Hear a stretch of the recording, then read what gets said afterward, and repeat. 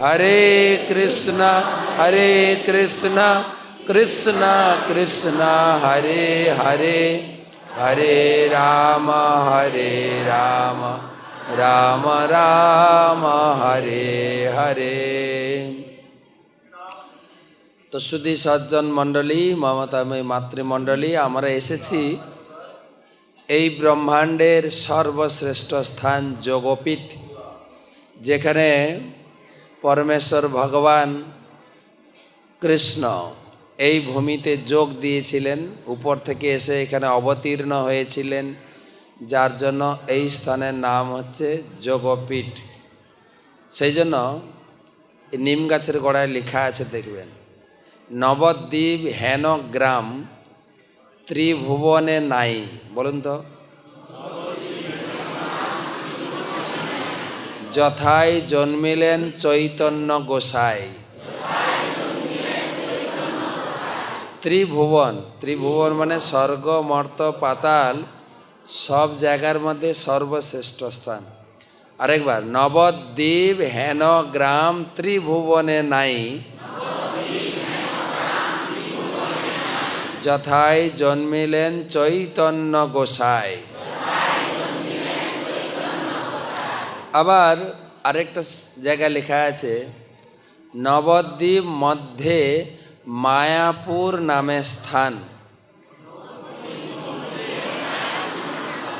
বা মায়াপুর নামে গ্রাম, গ্রাম না স্থান, নবদ্বীপ মধ্যে মায়াপুর নামে গ্রাম, যথায় জন্মিলেন চৈতন্য ভগবান। তো চৈতন্য মহাপ্রভুর জন্মস্থান এখানে। চৈতন্য মহাপ্রভু 24 বছর ছিলেন। সারা ব্রহ্মাণ্ডকে ভাগবতমে 7টা ভাগে ভাগ করেছেন, যে সপ্ত মহাদেশ বলে না, তার ভিতরে একটা মহাদেশ আমাদের জম্বুদ্বীপ। জম্বুদ্বীপের আবার 9টা বর্ষ আছে। আমরা একটা বর্ষে বাস করি। কোন বর্ষে? ভারতবর্ষে। আমরা ভারতবর্ষে বাস করি। শাস্ত্রে বলা হয়েছে পুরো ব্রহ্মাণ্ডের মধ্যে ভারতবর্ষ হচ্ছে শ্রেষ্ঠ। ভারতবর্ষে, ভারত ভূমিতে মনুষ্য জন্ম হইল, যার জন্ম সার্থক করি কর পর উপকার। তো ভারত শ্রেষ্ঠ। ভারতের ভিতরে অনেকগুলো রাজ্য রয়েছে, তার ভিতরে পশ্চিমবঙ্গ রাজ্য। কেননা কলিযুগে ভগবান চৈতন্য মহাপ্রভু এখানে জন্মেছিলেন। প্রভুপাদও বাংলায় এসে না, ভক্তি সিদ্ধান্ত সরস্বতী ঠাকুর ছিল প্রভুপাদও বাংলায়, ভক্তিবিনী ঠাকুর বাংলায়, সব বাংলায় এসেছেন। বাংলার মধ্যে নদিয়া জেলা, নদিয়া জেলায় আবার অনেকগুলো ব্লক থানা আছে, তার ভিতরে এই মায়াপুর। মায়াপুরের ভিতরে মায়াপুর বা নবদ্বীপ, নবদ্বীপ একটা পদ্মের মতো। পদ্মের মাঝখানে যে কুড়ি আছে সেটা হচ্ছে যোগপীঠ। তার চারিদিকে পদ্মের 8টা পাপড়ি হচ্ছে 8টা দ্বীপ। নবদ্বীপ মানে 9টা দ্বীপ। তো সেই সর্বশ্রেষ্ঠ স্থানে আমরা এসে উপস্থিত হয়েছি। আর আমরাও সারা জগতে লোকের মধ্যে ভাগ্যবান, ভাগ্যবতী। হরি বল। কেননা সেই চৈতন্য মহাপ্রভুর জন্মস্থানে ভারত ভূমিতে মনুষ্য জন্ম হইল, যার জন্ম সার্থক। ভারতে জন্মগ্রহণ করলেই জন্ম সার্থক। এবারে পরের উপকার করতে হবে, ঠিক আছে? পরের উপকার কিভাবে করবেন? মহাপ্রভু বলে গেছেন, যারে দেখো তারে কহ কৃষ্ণ উপদেশ। মানে কি বলবেন? যার সঙ্গে দেখা হবে কি বলবেন? না, কৃষ্ণ উপদেশ মানে দুটো বই দেবেন। হ্যাঁ, গীতা দেবেন, নাহলে ভাগবত দেবেন। প্রভুপাদ বলেছেন, আপনার লেকচারে লোকের জীবন পরিবর্তন হবে না, আমার বই স্পর্শ করলে লোকের জীবন পরিবর্তন হবে। তাই বেশি লোকের কাছে লেকচার না দিয়ে যারে দেখো তারে কহ কৃষ্ণ উপদেশ, দুটো গ্রন্থ। একটা হচ্ছে গীতা, সরাসরি কৃষ্ণের উপদেশ 574টা শ্লোকে উপদেশ আছে কৃষ্ণ, টোটাল 700 শ্লোক, কিছু আনুষঙ্গিক আছে। আর ভাগবতম হচ্ছে কৃষ্ণ সম্বন্ধীয় উপদেশ। ভাগবতম, গীতা হচ্ছে আইন গ্রন্থ বা ইংরেজিতে বলে ল বুক, আর ভাগবতম হচ্ছে রস ভরা হাঁড়ি, রসমালয়। গীতাকে ভালো করে বুঝতে গেলে ভাগবতম পড়তে হয়। ভাগবতম হচ্ছে শুধু কাহিনী, গল্প, কাহিনী। তাই যার সঙ্গে দেখা হবে এই দুটো গ্রন্থ নিতে বলতে হবে। কার সঙ্গে দেখলে, দাদা আপনার ঘরে গীতা আছে? না না, ইস্কনের গীতা আছে কি? হ্যাঁ, রাখুন একটা। তো এই করে আমরা প্রভুপাদের গ্রন্থ দেব, তাহলে তাদের জীবন পরিবর্তন হবে। তো এই নবদ্বীপ কয়টা দ্বীপ? 9টা দ্বীপ। কারা কারা পরিক্রমা করেছেন এর আগে? নবদ্বীপ মণ্ডল পরিক্রমা বা 50% লোক না, দেখেন জীবনে একবার পরিক্রমা করবেন। হাজার হাজার লোক, গত বছর প্রায় 13,000 লোক দেশ বিদেশ থেকে এসে পরিক্রমা করেছেন। তো আপনারা যারা পরিক্রমা করেছেন প্রতি বছর একবার আসেন, পরিক্রমা করে যাবেন। ছিল ভক্তি সিদ্ধান্ত সরস্বতী ঠাকুর ছিল প্রভুপাদ বলেছেন, এই নবদ্বীপ পরিক্রমার মাধ্যমে সারা বিশ্ব শুদ্ধ হয়ে যাবে। তো বিদেশ থেকে আসতে তো অনেক খরচা, লক্ষ লক্ষ টাকা খরচা করে আসে জীবনে একবার পরিক্রমা করতে। আপনারা কাছাকাছি থাকেন, মেদিনীপুর এখানে কাছেই, চলে আসবেন, পরিক্রমা করবেন। আমাদের এবছর ফেব্রুয়ারি মাসে পরিক্রমা হবে, আসবেন। আর যেহেতু এতটা হেঁটে হেঁটে এসছেন, আজকে ভাবছি এই বসে বসে একটু পরিক্রমা করে দিই। করবেন পরিক্রমা? হাঁটতে হবে না, টাকা পয়সা খরচা লাগবে না, প্রসাদও খেতে হবে না, এমনি এমনি হাঁটলে। যারা যারা পরিক্রমা করেছেন আগে, শুধু মনটাকে নিয়ে যাবেন। হ্যাঁ, এই জায়গা তো ছিলাম, এই জায়গা তো দর্শন করেছি, এই জায়গায় কীর্তন করেছি, ধুলাতে গড়াগড়ি করেছি, মনে আছে না? সেই জায়গায় নিয়ে যাবে। আর যারা জাননি তারা কানে শুনবেন, বসে বসে পরিক্রমা, ঠিক আছে? আমাদের হাতে সব মিলিয়ে 45 মিনিট আছে। তো পরিক্রমা করবেন, হ্যাঁ বললে শুরু করব। আরে বাহ, সম্মেলনে এসে পরিক্রমা হয়ে যাবে, ভালো সম্মেলনে খরচায়। তো 9টা দ্বীপ মনে রাখতে হবে কিন্তু। কয়টা দ্বীপ? 9টা দ্বীপ। প্রথম দ্বীপ হচ্ছে সীমন্ত দ্বীপ। সীমন্ত, সীমন্ত, সীমা বলে না, সীমা, সীমন্ত দ্বীপ, যেখানে মহাপ্রভু সীমন্তিনী মাতার সামনে আবির্ভূত হয়েছিলেন। সীমন্তিনী মাতা হচ্ছেন দুর্গা। তিনি একবার এই মহাপ্রভু এই আসার পরে কিছু লীলা রয়েছে চৈতন্য চরিতামিতে, চৈতন্য ভাগবতে। মহাপ্রভু যে আসার পরিকল্পনা হচ্ছে তা শিব ঠাকুর সত্যযুগ থেকে আলোচনা করছেন। আর এই কাহিনী পাবেন চৈতন্য মঙ্গল গ্রন্থে। চৈতন্য চরিতামিতে অনেক বড়, চৈতন্য ভাগবত আর চৈতন্য মঙ্গল মাত্র একটা করে বই, নতুন বেরিয়েছে এবছর, আপনারা সব দোকানে পাবেন। মায়াপুরে চৈতন্য মঙ্গল, খুব সুন্দর পয়ার ছন্দে সেখানে লেখা হয়েছে যে সত্যযুগে, কোন যুগে? আমরা কোন যুগে আছি? কলিযুগ। সত্যযুগে চর্চা শুরু হয়েছে। সত্যযুগে কৈলাসে, কৈলাসে কোন ভগবান থাকেন? শিব আর পার্বতী থাকেন না? শিব পার্বতী তারা থাকেন। একদিন শিব ঠাকুর গৌরাঙ্গ, বলুন গৌরাঙ্গ, গৌরাঙ্গ, গৌরাঙ্গ, গৌরাঙ্গ, গৌরাঙ্গ বলে কীর্তন করত। অনেকক্ষণ কীর্তন করছেন, গৌরাঙ্গ, গৌরাঙ্গ, গৌরাঙ্গ, বলুন গৌরাঙ্গ, গৌরাঙ্গ, গৌরাঙ্গ, গৌরাঙ্গ। আর শিব ঠাকুর নৃত্য করছেন, ঝরঝর করে চোখে জল ঝরছে আনন্দে, আনন্দাশ্রু। পার্বতী দূর থেকে দেখছেন প্রভুর নাচ আজকে একটু বেতালে চলছে, এত আনন্দ প্রভুর শরীরে। তো প্রভু যখন নৃত্য বন্ধ করলেন, পার্বতী জিজ্ঞাসা করছেন, প্রভু প্রতিদিন আপনি ঘরে ভগবানের নাম কীর্তন করেন, নাচেন, আজকের নাচটা একটু অন্যরকম ছিল, খুব আনন্দ শরীরে, দিব্য ভাবাবেগে আপনি নাচছেন। তো এত আনন্দ আমি জীবনে দেখি নাই। আর একটা কথা আছে, আপনি যে নাম কীর্তন করছেন, আপনি প্রতিদিন ভগবানের অনেক নাম কীর্তন করেন, কৃষ্ণ, গোবিন্দ, মুকুন্দ, জনার্দন, পুরুষোত্তম, হরি, কিন্তু আজকে একটা নতুন নাম গাইছেন, কি? গৌর, জোরে জোরে, গৌরাঙ্গ। তো এই গৌরাঙ্গ নাম তো আমি আগে শুনি নাই। আমরা বাঙালিরাও, যদিও মহাপ্রভু বাংলায় আবির্ভূত হয়েছেন, শুধু জানতাম গৌরনীতায় এসেছিল জগাই মাধাইকে উদ্ধার করেছিল, তার থেকে বেশি আর জানতাম না। প্রভুপাদ আমাদের শিখিয়েছেন গৌরনীতাই কে। তিনি পতিত পাবন করুণাময় মূর্তি। পার্বতীও বলছেন আমি গৌরাঙ্গ মহাপ্রভু শুনি না। শুনবে কি করে? গৌরাঙ্গ মহাপ্রভু আসেইনি তো শুনবে কি করে? আসবেন কলিযুগে, চর্চা শুরু হয়েছে সত্যযুগে। তখন শিব ঠাকুর বলছেন যে ঠিক আছে বসো, সেই গৌরাঙ্গ সম্পর্কে আমি তোমাকে বলবো। তো শিব ঠাকুরের তো ঘর নেই, জানেন তো। তার আশীর্বাদে শিব ভক্তদের টাকা পয়সা, ঘর বাড়ি সব কিছু আছে, শিব ঠাকুরের ঘর নেই। শিব ঠাকুর থাকেন কোথায়? শ্মশানে থাকেন।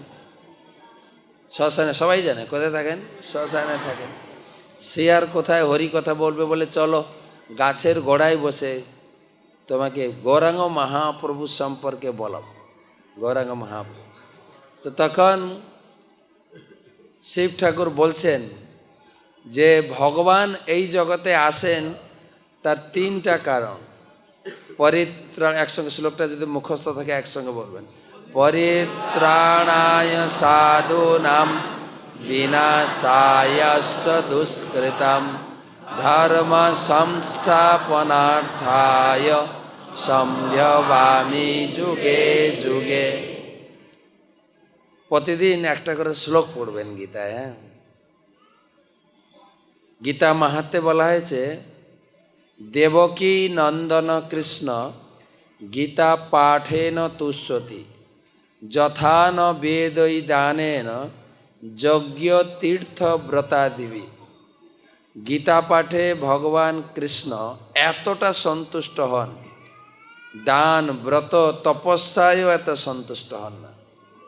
তাই প্রতিদিন আমি সকাল 5টায় 3 মিনিটের গীতা পড়ি, আপনারা আমার সঙ্গে পড়তে পারেন।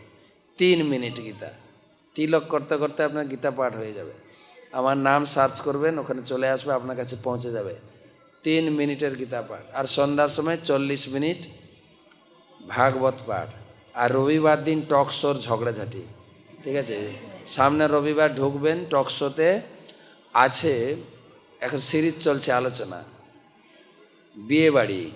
যদিও বিয়ে করি নাই, কিন্তু বিয়ে আলোচনা করতে খুব মজা লাগছে কিন্তু। হ্যাঁ, 3খানা এপিসোড হয়ে গেছে, ঠিক আছে। ব্রাহ্মণকে পছন্দ, দুজন বড় ব্রাহ্মণকে বসিয়েছি, মায়াপুরের বিখ্যাত ব্রাহ্মণ। একজন হচ্ছে কৃষ্ণ চৈতন্য প্রভু, মায়াপুরের মধ্যে এখন টপে চলছে। আরেকজন হচ্ছে নির্মল চৈতন্য প্রভু, দুজনই পড়ায়, বিয়ে পড়ায়। প্রশ্ন করেছি আপনারা বৈদিক শাস্ত্র থেকে মন্ত্র পড়ে বিয়ে করান, তারপরে বিয়ে বাড়িতে মেয়েরা বরকে 7 পাকে বাঁধে। কয় পাকে বাঁধে? বেঁধেছে না? বাবা, 7 পাকে বাঁধে। তা সত্ত্বেও বিয়েটা ভেঙে যাচ্ছে কেন, ডিভোর্স হচ্ছে কেন? আপনার কি কম মন্ত্র পড়েন, নাকি যারা বেশি দক্ষিণা দেয় পুরো মন্ত্র পড়েন, যারা কম দক্ষিণা দেন কম মন্ত্র পড়েন? বিয়ে ভাঙছে কেন? আপনারা দায়ী, জবাব দেন। তারা জবাব দিচ্ছেন, হ্যাঁ কেন বিয়ে ভাঙছে। তো শুনতে গেলে রবিবার দিন টক শোতে ঢুকবেন, বিয়ে বাড়ি।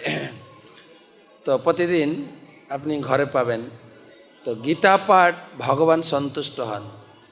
তাই আরেকবার উচ্চারণ করি, পরিত্রাণায় সাধূনাম বিনাশায়শ্চ দুষ্কৃতাম ধর্ম সংস্থাপনার্থায় সম্ভবামি যুগে যুগে।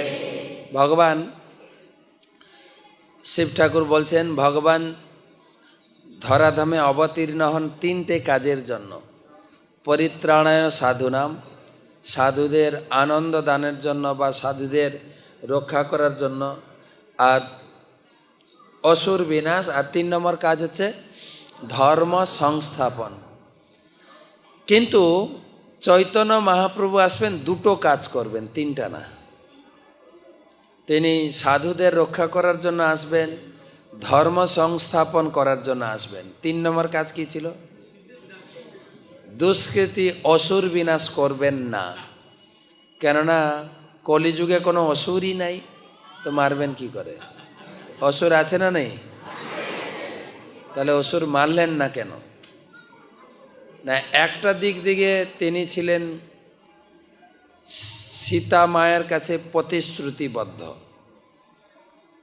আর দ্বিতীয়টা ছিল কলিযুগে সবাই অসুর। এখন আপনার আবার অভিযোগ দেবেন না তো ভাগবত কীর্তন প্রভুর কাছে, যে প্রভু কোন এক মহারাজকে ধরে নিয়ে এলেন, আমাদেরকে ডেকে বলছেন অসুর। আমি বলছি না, এই বলা হচ্ছে ভগবত গীতায় 16 অধ্যায় পড়বেন। 16 অধ্যায় লেখা আছে অসুরের গুণাবলী আর ভক্তের গুণাবলী। 16 অধ্যায়টাকে বলা হয় আয়না। আয়নার সামনে দাঁড়াবেন, নিজের মুখ দেখা যাবে তো নাকি? আপনি বলতে পারেন না, আয়নাতে যদি আপনার মুখ খারাপ দেখায় আপনি বলতে পারেন না আমি তো অতটা খারাপ না, তো এ আয়নার দোষ না তো। তো সেই জন্য ওখানে বর্ণনা করা আছে, তাই সবাই অসুর। চৈতন্য মহাপ্রভু একবার প্রথম তিনি মারতে উদ্যত হয়েছিলেন। কাকে? জগাই মাধাইকে। জগাই মাধাই নিত্যানন্দ প্রভুকে মেরেছেন। কে মেরেছেন? হ্যাঁ, জগাই না মাধাই? হ্যাঁ, এটা মনে রাখবেন। মাধাই মেরেছে, তাহলে ভুল হবে না কিন্তু। কে মেরেছে? থাকবে না, তাহলে বুঝবে না। মাধাই মেরেছে। তো তখন মহাপ্রভু সুদর্শন চক্র ধারণ করলেন যে আমি মাধাইকে কেটে ফেলব। তখন নিত্যানন্দ প্রভু বললেন যে না, আমাদের এই অবতারে কাউকে মারামারি কোনো লিস্টেই নেই, মারব কি করে? নিত্যানন্দ প্রভু বললেন যে আমার যদি কোনো পুণ্য বা স্বীকৃতি থাকে আমি মাধাইকে দিচ্ছি, আপনি মাধাইকে উদ্ধার করুন। তাই বলা হয় আমরা মহাপ্রভুর জন্মস্থানে এসেছি, মহাপ্রভু পতিত পাবন, পতিতদেরকে উদ্ধার করেছেন, কিন্তু আমরা এতটাই পতিত, আমাদেরকে মহাপ্রভু উদ্ধার করবেন এই ভরসা আমাদের নেই। আমাদেরকে উদ্ধার করবেন একটু ভরসা আছে নিত্যানন্দ প্রভুর উপরে।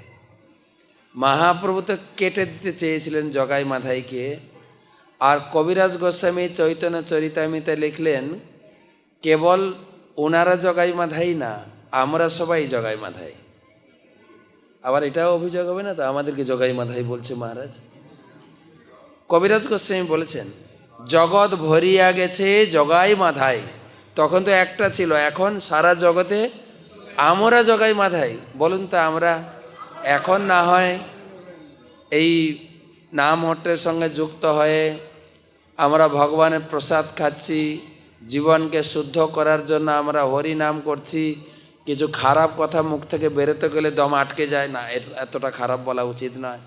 আগে কি ভাষা বলতাম, কি খেতাম, কীরকম আচরণ করতাম, জগাই মাধাইয়ের মতো না? জগাই মাধাইয়ের মতো যদি 5 আঙ্গুলের সেবা না করে থাকি, আমরা কেউ কেউ 1 আঙ্গুলের সেবা করতাম, খৈনি 2 আঙ্গুলের সেবা করতাম, তারপরে কেউ কেউ 5 আঙ্গুলের সেবা করতাম, মাছ মাংস কি না খেতাম, ছোটোখাটো জগাই মাধাই না কি? বা কি আনন্দ সহকারে বলছে অরিব জগাই মাধাই ছিল। প্রভুদের কৃপায় আমাদের জীবন শুদ্ধ হচ্ছে। জগৎ ভরিয়া গেছে জগাই মাধাই, সবাই হেরিছে বাট গৌর নিতাই। সবাই অপেক্ষা করছেন গৌর নিতাই আসবেন, আমাদের উদ্ধার করবেন। তাই ছিল প্রভুপাদ এবং তার সুযোগ্য শিষ্য শিল জয়পতাকা স্বামী গুরু মহারাজকে আদেশ দিয়ে গেছেন, বাড়ি বাড়ি গৌরনিতাই প্রতিষ্ঠা করো, গৌরনিতাই। তাই আমরা ধীরে ধীরে গৌরনিতাইয়ের প্রসাদ খেয়ে ধীরে ধীরে আমরা ভক্ত হচ্ছি। তাই শিব ঠাকুর বললেন যে আমাদের মহাপ্রভু তিনি কাউকে মারবেন না। একটা ছিল সবাই অসুর, আর আরেকটা ছিল কৃষ্ণ, তিনি সীতা দেবীকে তিনি প্রতিশ্রুতি দিয়েছিলেন। কি প্রতিশ্রুতি বলবো? যখন ত্রেতা যুগে ভগবান রামচন্দ্র, লক্ষ্মণ, সীতা তাদের বনবাস হয়ে গেল, বনবাস, তখন তারা চিত্রকূট পর্বত বা বিভিন্ন জায়গায় ভ্রমণ করতে করতে এক জায়গায় দেখছেন হাড়ের পাহাড়, কঙ্কালের পাহাড়। মা সীতা জিজ্ঞাসা করছেন, প্রভু এটা কিসের, কোথা এত লোক মারা গেছে? তখন ভগবান রামচন্দ্র বললেন, এটা হচ্ছে মুনি ঋষিদের কঙ্কাল, রাক্ষসরা মুনি ঋষিদের খেয়ে ফেলেছে, আর আমি রাক্ষসদের মেরেছি, সব মিলিত কঙ্কাল জমা আছে। সীতা মায়ের একটু হৃদয়ে করুণার উদ্রেক হলো যে এত লোক মারো কেন তুমি? তোমার হাতে অস্ত্র থাকলে তুমি মারো। ভগবান রামচন্দ্রের হাতে কি অস্ত্র আছে? তীর ধনুক। একদিন এটা স্বামী স্ত্রী কৌতুক করতে করতে বলছে, কৌতুক, স্ত্রী বলছে, ও গো, এখন না স্ত্রীরা স্বামীদের নাম ধরে ডাকে, কেন পড়াশোনা করতে করতে ও সুমন বলতে বলতে বিয়ে করে ফেলেছে, সুমন ডাকাটা থেকে গেছে। তোমাকে আবার তোমার পায়ে হাত দিয়ে প্রণাম করতে, ওটা পারবো নি,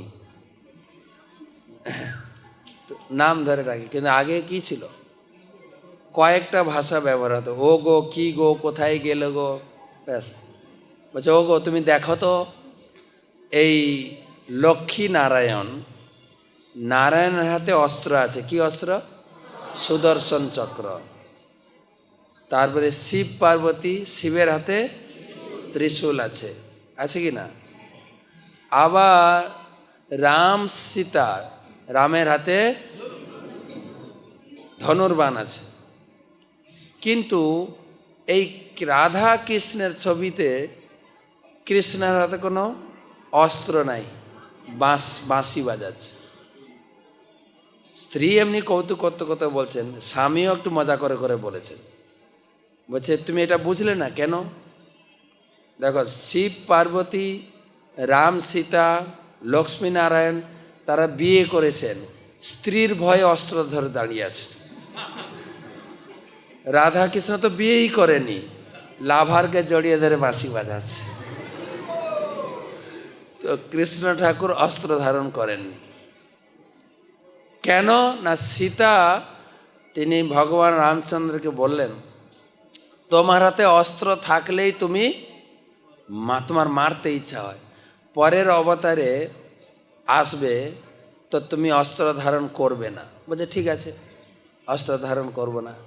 তাই দাপর যুগে ভগবান আবির্ভূত হয়েছিলেন, অস্ত্র ধারণ করেননি, বাঁশি।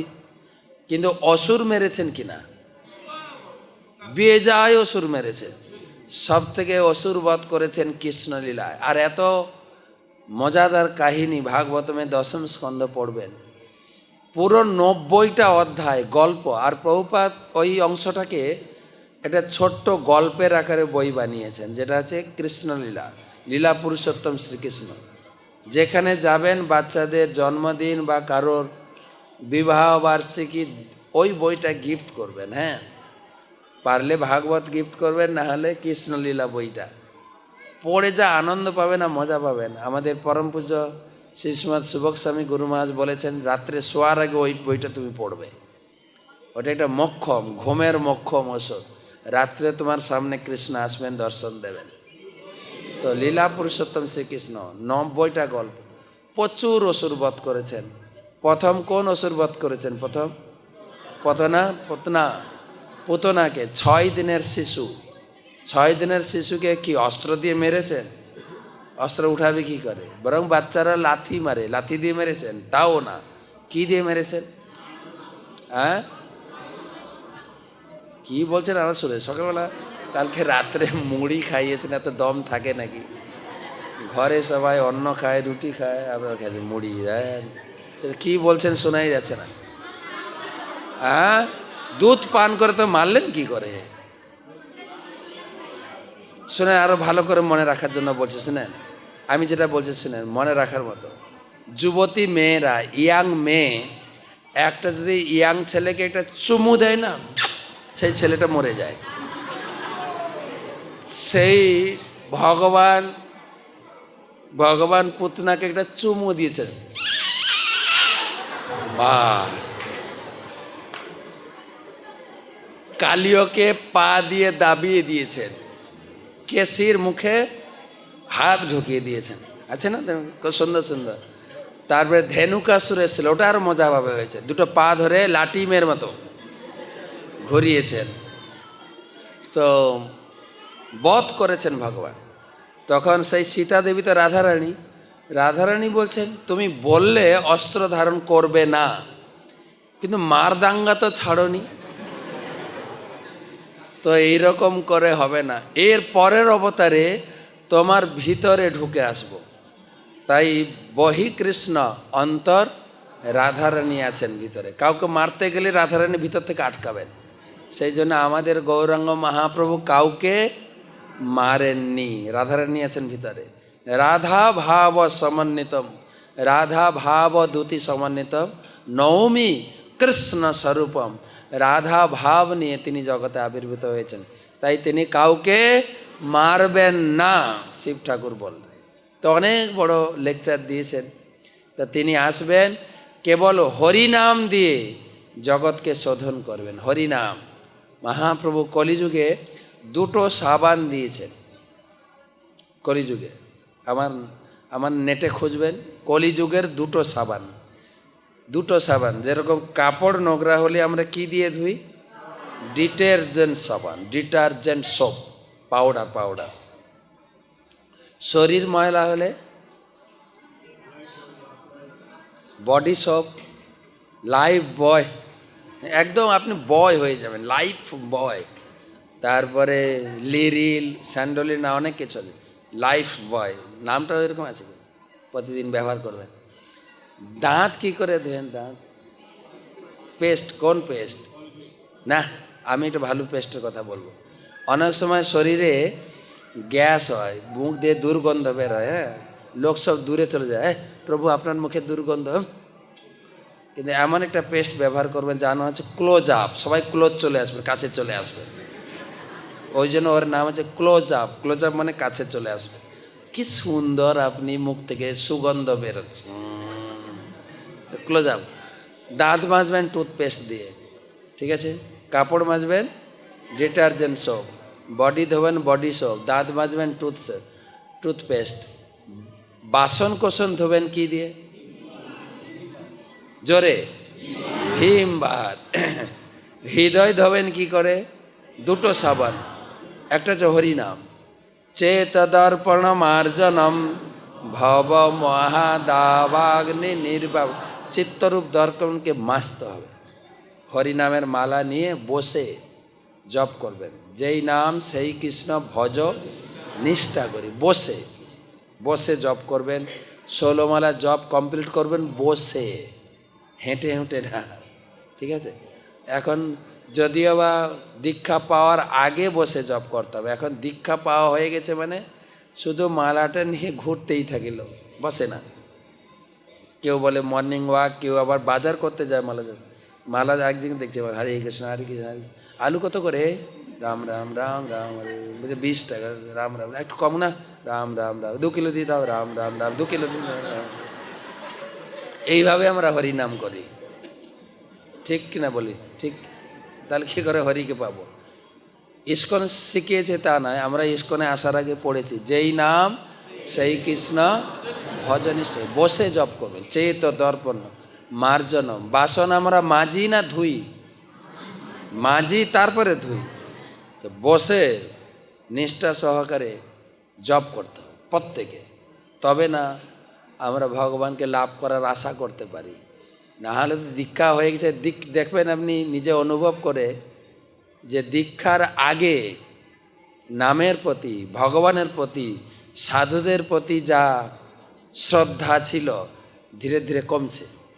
আগেকার মতো না প্রভুরা এখন নেই, আমাদের এত ভালোবাসে না, বলে কিনা লোকে। মানে শ্রদ্ধা কমছে তো, নিষ্ঠাভরে নাম জপ করছে। মহাপ্রভু বলেছেন ইহা হইতে সর্বসিদ্ধি হইবে সবার। সবার জন্য একই রুটিন না হতে পারে। যারা প্রভুরা আছেন মঙ্গল আরতি করবেন, মঙ্গল আরতির পরে জপ করবেন বসে, যতটুকু আপনার সময় আছে। যদি পারেন 2 ঘন্টা 16 মালা কমপ্লিট করবেন, নাহলে 8 মালা করুন, নাহলে 4 মালা তো কমপক্ষে করুন, বাকিটা হেঁটে হেঁটে করলেন। মায়েরা আছেন, সকালে রান্না আছে, রান্না করবেন, বাচ্চারা পড়তে যাবে, প্রভুরা দোকানে যাবে কি চাকরিতে যাবে, মাঠে যাবে, ঘর খালি, তখন আপনি বসে জব করবেন। আপনার জবটা পরে মোবাইলের ঘাটটা টিপে বন্ধ করবে, দিয়ে 2 ঘন্টা জব করবেন, তার ফ্রেশ বাড়ির কাজ করবেন। জব একটা হচ্ছে হরিনাম জব, দ্বিতীয়টা হচ্ছে ভাগবত শ্রবণ। শৃণথা সকথা কৃষ্ণ পুণ্য শ্রবণ কীর্তন হৃদয়ন্তস্থ অভদ্রাণী বিধুনতি সহিষ্ণুতা। ভাগবত শ্রবণ করতে করতে হৃদয় ধুয়ে পরিষ্কার হয়ে যাবে, তখন হৃদয় আয়নাতে ভগবানকে দর্শন করতে পারবে। সদ্য হৃদয় অবরুদ্ধ তেয়ত্র কীর্তিবি শুশ্রূষবি তৎক্ষণাৎ। তখন হৃদয়ে ভগবান আপনার হৃদয় ছেড়ে আর যাবেন না। এবং আচার্যগণ গেয়েছেন তোমার হৃদয়ে সদা, তারপরে গোবিন্দ, ভক্তের হৃদয়ে গোবিন্দ বিশ্রাম করবে, তখন আসবে। তো মহাপ্রভু কাউকে বধ করবেন না। এটা শুনে অনেক আরও বড় লীলা আছেন। চৈতন্য মঙ্গল গ্রন্থটা নিয়ে যাবেন, চৈতন্য মঙ্গল, একটা খণ্ড, অল্প দাম। তো সেখানে অনেক বিস্তার লেকচার আছে শিব ঠাকুরের। শিব ঠাকুর লেকচার দিতে পছন্দ করেন, শিব ঠাকুর শুনতে পছন্দ করেন। তাই শিব ঠাকুর ভাগবত কথা শোনার জন্য নবদ্বীপে এসেছিলেন, সে কাহিনীও আছে। কৈলাস ছেড়ে, কেননা এই ভাগবত কৈলাসে নেই, সত্যলোকে নেই, মানে ব্রহ্মলোকে নেই, আর বৈকুণ্ঠে নেই। ন সত্যে চ কৈলাসে বৈকুণ্ঠে নাস্তি অয়ং রস। এই ভাগবত বৈকুণ্ঠে নাই, কৈলাসে নাই, স্বর্গলোকে নেই, ব্রহ্মলোকে নেই। তাই শিব ঠাকুর আসেন ভাগবত কথা শুনতে। এখানে 100 রূপে আছেন ভাগবত শোনার জন্য, যার নাম হচ্ছে হংস বাহন শিব। যারা পরিক্রমা করেছেন দেখেছেন। তো সেই শিব ঠাকুর অনেক বড় লেকচার দিয়েছেন, খুব সুন্দর কথা। পার্বতী শোনার পরে মনে করছেন তাহলে প্রভু আমাকে আশীর্বাদ করুন, আমি এখন থেকে গিয়ে নবদ্বীপে গিয়ে 2 কাঠা জমি কিনে ঘর বাড়ি বানিয়ে থাকি, আপনি আমাকে মন্ত্র দীক্ষা দেন। তো শিব ঠাকুরের কাছে গৌর মন্ত্র দীক্ষা নিয়ে পার্বতী এসেছিলেন সত্যযুগে। সেই স্থানে বসে তিনি গৌর মন্ত্র জপ করলেন। একটু সোজা হয়ে বসেন তো সবাই, হ্যাঁ, একদম ধ্যান মুদ্রাতে বসবেন, চোখের দৃষ্টি থাকবে নাকের ডগায়, হ্যাঁ, তাকান সবাই, হ্যাঁ, দিয়ে মন্ত্র জপ করবেন একসঙ্গে। গৌর গৌর গৌর গৌর, সবাই গৌর গৌর গৌর গৌর গৌর গৌর গৌর গৌর গৌর গৌর, আওয়াজ আসছে না তো? গৌর গৌর গৌর গৌর গৌর গৌর, গৌরাঙ্গ গৌরাঙ্গ গৌরাঙ্গ গৌরাঙ্গ গৌরাঙ্গ গৌরাঙ্গ গৌরাঙ্গ গৌরাঙ্গ গৌরাঙ্গ গৌরাঙ্গ গৌরাঙ্গ গৌরাঙ্গ গৌরাঙ্গ মহাপ্রভু কি যায়। অনেক অনেক অনেক দিন, অনেক বছর, অনেক কল্প তিনি গৌর মন্ত্র জপ করলেন পার্বতী। গৌরাঙ্গ মহাপ্রভু তখন তা জন্মায়নি, সপার্শ্বদে পার্বতীর সামনে দর্শন দিলেন। পার্বতী দর্শন করলেন, আজানুলম্বিত ভুজৌ কনকাবদাত সংকীর্তনৈক পিতরৌ কমলায়তাক্ষ। মহাপ্রভুর শরীর, প্রকাণ্ড শরীর, আজানুলম্বিত, আমাদের হাত কোমর পর্যন্ত, মহাপ্রভুর হাত ছিল হাঁটু পর্যন্ত, আজানু লম্বিত। আর আকর্ণ বিস্তৃত চক্ষু, আমাদের চোখ এই পর্যন্ত, এতটা ফাঁকা আছে না, মহাপ্রভুর চোখ ছিল একদম আকর্ণ বিস্তৃত। আমাদের বাংলায় বলে না, চোখ দুটো টানা টানা, একদম আকর্ণ বিস্তৃত। সেই মহাপ্রভুকে দর্শন করে পার্বতী দেবী প্রণাম করলেন, হাঁটু গেড়ে প্রণাম। আমাদের মতো এইরকম কি বলা যায়, হিন্দুরা করে না দণ্ডবোধ, না, হ্যাঁ, এই দণ্ডবোধ ইস্কন শিখিয়েছে। আমরা তো এরকমই করতাম। তো হাঁটু গেড়ে প্রণাম করেছেন। তখন মহাপ্রভু বললেন, দেবী কৈলাস ছেড়ে এখানে? বলে, আমি শুনেছি কলিযুগে আপনি এখানে আবির্ভূত হবেন, তাই আপনার লীলা আমি দর্শন করব। আমায় একটা মায়াপুরে ফ্ল্যাট ভাড়া করে দেন, আমি থাকব। তো পার্বতী দেবীকে, অনেক কথা আছে পার্বতীর সঙ্গে, পার্বতী দেবীকে মহাপ্রভু বললেন তথাস্তু। তাই পার্বতী দেবী এক স্বরূপে কৈলাসে আছেন, আরেক স্বরূপে তিনি এই মায়াপুরে রয়েছেন, নবদ্বীপে রয়েছেন। মা পার্বতী দেবী গৌরাঙ্গ মহাপ্রভুকে প্রণাম করলেন আবার, এবং প্রণাম করে গৌরাঙ্গ মহাপ্রভু চরণের ধুলি সিঁথিতে লাগিয়েছিলেন। মায়েরা সিঁদুর পরেছেন, এটাকে বলে সিঁথি, বা সংস্কৃতে বলে সীমন্ত। সীমন্ততে এই মহাপ্রভু বা নবদ্বীপের ধুলি লাগিয়েছিলেন, সেই জন্য তার নাম হলো সীমন্তিনী মাতা। একটু আগে বললাম না যে শিবের ঘর বাড়ি নেই, টাকা পয়সা নেই, বাঘ ছাল পরে থাকে, শ্মশানে মশানে যা কাপড় পাওয়া যায় পরে, একটু গরমের দিনে যে একটু পাউডার মাখবেন, তাও কেনার পয়সা নেই, পন্ডস পাউডার কিনবেন কোত্থেকে? তাই শ্মশানের ছাই ভস্ম মেখে রাখেন। আর সেই লোকটাকে আপনি ভরসা করেন যে স্ত্রীকে একটু খুকুমনের সিঁদুর কিনে দেবে? তাই পার্বতী নিজের ব্যবস্থা নিজে করেছেন, এখানে এসে ধুলি প্রতিদিন গ্রহণ করেন আর নিয়ে গেছেন ধুলি কৈলাসে। এখনও লোক, আপনি দেখবেন মহাপ্রভুর জন্মস্থান সেই নিম গাছ, নিম গাছের গোড়ায় যত লোক দর্শনঘাত করে, একটু একটু মাটি নিতে নিতে প্রতি বছর 2 লরি মাটি ঢালতে হয়। পার্বতীর পদাঙ্ক অনুসরণ করে সেই মাটি সারা বিশ্বে যাচ্ছে, সারা বিশ্বে পার্বতী শিখিয়েছেন। তাই পার্বতী সিঁথিতে গৌরাঙ্গ মহাপ্রভু চরণের ধুলি লাগিয়েছিলেন, ওই জন্য পার্বতীর এক নাম সীমন্তিনী মাতা। সেই দ্বীপের নাম হয়ে গেল সীমন্ত দ্বীপ। নবদ্বীপের 9টা দ্বীপের একটা হলো সীমন্ত দ্বীপ। আমাদের মেদিনীপুরের লোক, তারা আবার নবদ্বীপ বলতে পারে না, তারা বলে নগরদ্বীপ। আমিও আপনাদের জেলার লোক, তো পূর্ব মেদিনীপুরে, ওখানে নগরদ্বীপ যাবেন, নগরদ্বীপটা কোথায়? নবদ্বীপ একটা দ্বীপ হলো।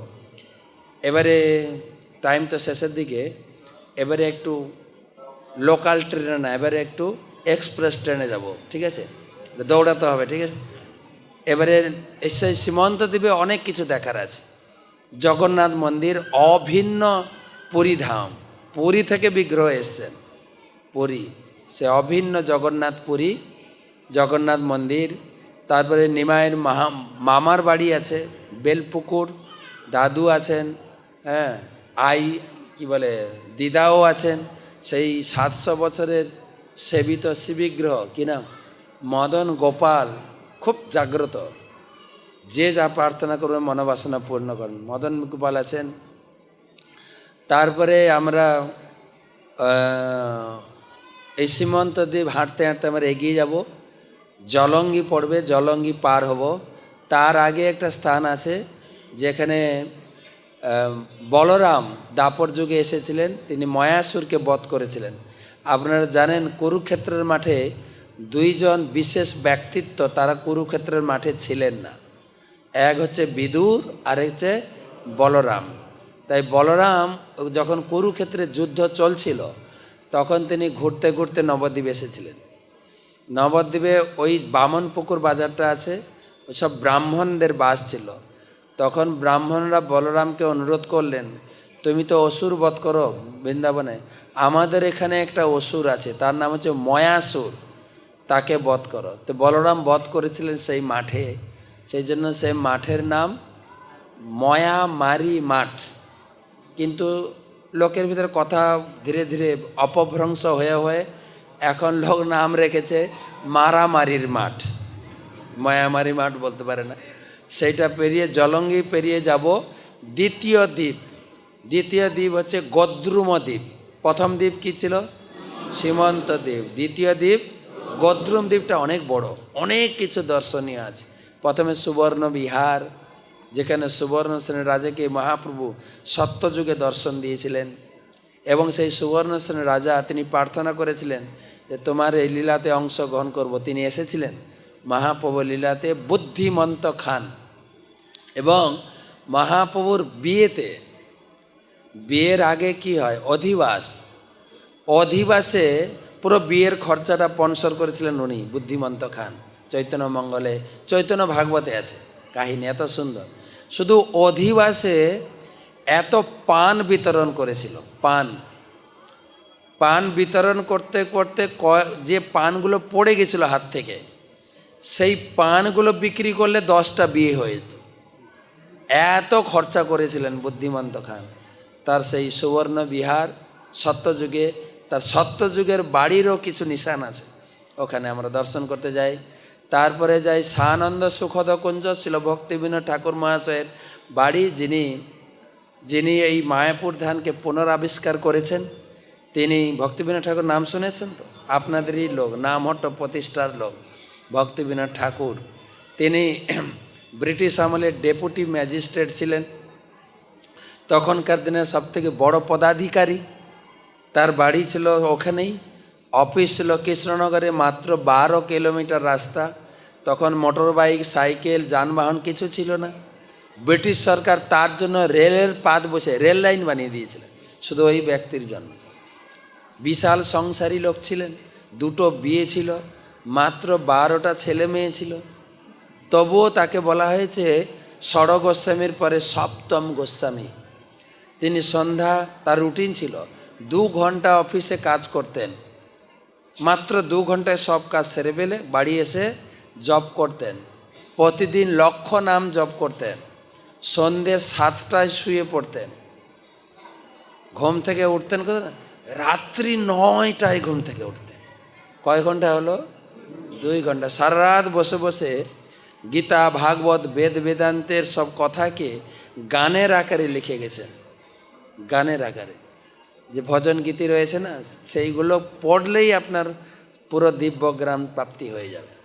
একদিন বই লিখতে লিখতে তিনি জানলা দিয়ে দেখছেন এটি মন্দির। তিনি দেখেছেন বিশাল জ্যোতির্ময় মন্দির, যোগপীঠ মন্দির। তো তিনি তার সুযোগ্য পুত্র বিমলা প্রসাদকে বললেন, দেখো তো কোনো মন্দির দেখতে পাচ্ছি? হ্যাঁ, মন্দির দেখতে পাচ্ছি। তখন বললেন, তার পরের দিন তিনি জগন্নাথ দাস বাবাজি, জগন্নাথ দাস বাবাজিকে নিয়ে এলেন, যিনি বয়স হয়ে গেছেন, চলতে পারে না, মাত্র 125 বছর বয়স হয়ে গেছে। তাকে ঝুড়িতে করে এই জায়গায় এলেন, কারণ তার আগে এই যোগপীঠ লুপ্ত হয়ে গেছিল। মহাপ্রভু জন্মগ্রহণের পরে ধীরে ধীরে লুপ্ত হয়ে কিছু লোক নবদ্বীপে মহাপ্রভুর জন্মস্থান বলে ওটাকে পরিচয় করেছিল। কিন্তু ভক্তিবিনোদ ঠাকুর এখানে এলেন, এখানে জগন্নাথ দাস বাবাজিকে নিয়ে এলেন, এবং এখানকার লোককে জিজ্ঞাসা করছেন, কারণ রাত্রে তিনি জ্যোতির্ময় মন্দির দেখেছেন। এই জায়গায় এসে জিজ্ঞাসা করলেন এই জায়গাটা কার? তো একজন মুসলিমের এই জায়গাটা ছিল। তখন তারা বলছেন এই জায়গাটা পতির। বলছে কেন? না, ধান লাগাই, গম লাগাই বা ঢেঁড়স গাছ লাগাই, যা লাগাই হয় তুলসী গাছ। এই জায়গাটা আমাদের কোনো কাজে লাগছে না, আপনারা চাইলে নিতে পারেন। বলে আমাদের দিয়ে দেন, আমাদের কাজে লাগবে। তো এই কথা হতে হতে জগন্নাথ বাবাজি ঝুড়িতে বসছিলেন, ওখান থেকে লাফ দিয়ে নিচে নেমে ধেই ধেই করে নাচছেন, হরি বল, হরি বল, হরি বলে। এটাই হচ্ছে চৈতন্য মহাপ্রভুর জন্মস্থান। সেই ভক্তিবিনোদ ঠাকুর পুনঃ আবিষ্কার করেছেন, তার বাড়ি ওখানে। তারপরে আমরা গোরাদহ দর্শন করতে যাই।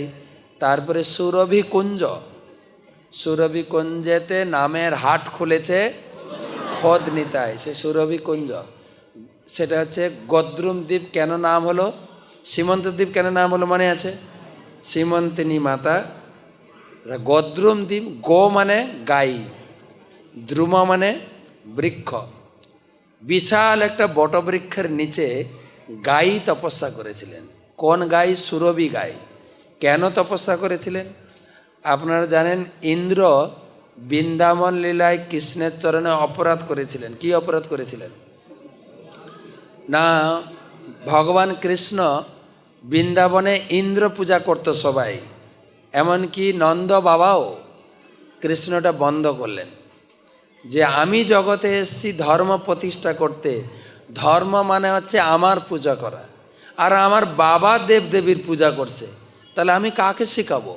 আগে ঘরে দেবদেবী পূজাটা বন্ধ করতে হবে। বাবাকে বুঝিয়ে সুঝিয়ে বন্ধ করেছেন, সব কাহিনী বলছি না, তাহলে না হলে আমার কাছ থেকে ভাগবত কেউ কিনবেন না। তাই ভাগবত আমার কাছ থেকে নিয়ে পড়বেন। সেই গিরি গোবর্ধন ধারণ লীলা 3টে অধ্যায় আছে, কত সুন্দরভাবে করেছেন গিরি গোবর্ধনটা। তো বন্ধ করে দিলেন ইন্দ্র পূজা। তখন ইন্দ্র ক্ষুব্ধ হয়ে কি করলেন? এই বৃন্দাবনবাসীরা, তিনি এসেছেন পুজো নিতে, প্রত্যেকটা তিথিতে দেবদেবীরা আসেন। যেরকম কয়েকদিন আগে গণেশ বাবা এসে ঘুরে গেলেন, গণেশ চৌটি, উনি প্রথম আসেন। তারপরে এই মাসের শেষে আসবেন কে? শেষে না, কয়েকদিন পরে আসবেন বিশ্বকর্মা আসবেন। বিশ্বকর্মা ডেট ফিক্সড 17 সেপ্টেম্বর উনি আসবেন। বাকি সব দেবদেবী তিথি ধরে আসেন, যেরকম দুর্গা আসবেন পঞ্চমীতে, তারপর তার মেয়ে আসবেন, লক্ষ্মী আসবেন পূর্ণিমাতে, তারপরে আমাদের শিক্ষামন্ত্রী আসবেন বসন্ত পঞ্চমীতে তিথি। শুধু বিশ্বকর্মা ঠাকুর আসেন, তার তারিখ দেখে আছেন 17 সেপ্টেম্বর উনি আসবেনই, 17 সেপ্টেম্বর। তো একবার মনে হয় টিকিট বুকিং করতে মানে দেরি হয়ে গেছিল, 2016 সালে তিনি এসেছিলেন 18 সেপ্টেম্বর। কেন আমি ছোট থেকে বিশ্বকর্মা পুজো করি, আমার ডেটটা জানা আছে, ঠিক আছে? তো নেস আসেন। তো ইন্দ্র এসেছেন তার তিথিতে, দেখে যে এরা আমার পুজো করছে না, কার পুজো করছে? গোবর্ধন। ইন্দ্র তো গোবর্ধন জানে না, ইন্দ্র বলছে এই পাহাড়ের পূজা করছে এরা। আর ওরা ঘোষ জাতি। আমাদের বাংলায় একটা কথা আছে না, ঘোষ 80 বছর না হলে বুদ্ধি খোলে না। কেউ ঘোষ থাকলে ক্ষমা করবে না। তো এরা আবার কি বুদ্ধু, আমার পূজা বাদ দিয়ে কার পূজা করছে? পাহাড়ের পূজা করছে। আমি এদের দেখাবো মজা। তার যা ক্ষমতা ছিল, ক্ষমতা প্রয়োগ করেছেন। বর্ষা, বজ্রপাত, ঝড় সব একসঙ্গে। তখন বৃন্দাবনবাসীরা সব ছুটছেন কৃষ্ণের কাছে। কৃষ্ণ বলুন, কৃষ্ণ কৃষ্ণ কৃষ্ণ কৃষ্ণ।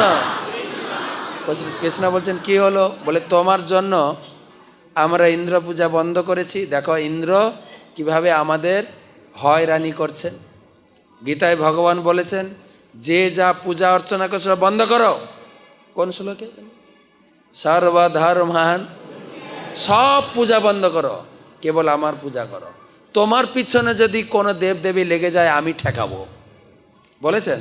মা সূচ মানে কোনো অনুশোচনা করো না, আমি তোমাকে রক্ষা করবো। দেখেন গীতায় বলেছেন, বৃন্দাবনে করে দেখাচ্ছেন। আমরা এত দেবদেবীর কঠিনভাবে বা তপস্যা করে পুজো করি না যে দেবদেবীরা আমার কাছে আসেন। বৃন্দাবনবাসীরা করতো। ইন্দ্র এসেছেন, ইন্দ্র তখন এত বর্ষা, ঝড়, বাতাস দিয়েছেন। তখন কৃষ্ণের কাছে আসেন। কৃষ্ণ বলছেন তোমরা কার পুজো করেছ? বলে গোবর্ধনের। তা আমার কাছে কেন এসছো? গোবর্ধন কাছে যাও। তখন গোবর্ধন কাছে নিয়ে এসছেন। গোবর্ধন উঠিয়ে তিনি ব্রজবাসীকে রক্ষা করেছেন কিনা সেই ভরসা রাখবেন। কখনো মনে কিন্তু আসে না যে আমার জীবনে, আমি তো হরিনাম করছি, অনেক বিপদের মধ্যে আমার সংসারটা চলছে গো। আগে যে বিপদ তারণ ব্রত করতাম না, ওইটাই করি, যেন না হলে না বিপদ সব এসে ঝামেলা করছে। না, কৃষ্ণের উপর ভরসা রাখতে হবে। কোনো দেবদেবীর পূজা নয়, কৃষ্ণই। কৃষ্ণই বিপদ দেবেন, কৃষ্ণই বিপদ মাথা থেকে সরাবেন। আর শুধু তাই না, আমরা এই 7 দিন কুন্তী দেবীর উপরে পাঠ করলাম। ভগবানের কাছে কি চাইবেন কুন্তী দেবী শিখিয়েছেন, কি চাইবেন? বিপদ চাইবেন। কেন? বিপদ থাকলে ভগবান আসবেন, না হলে আসেন না।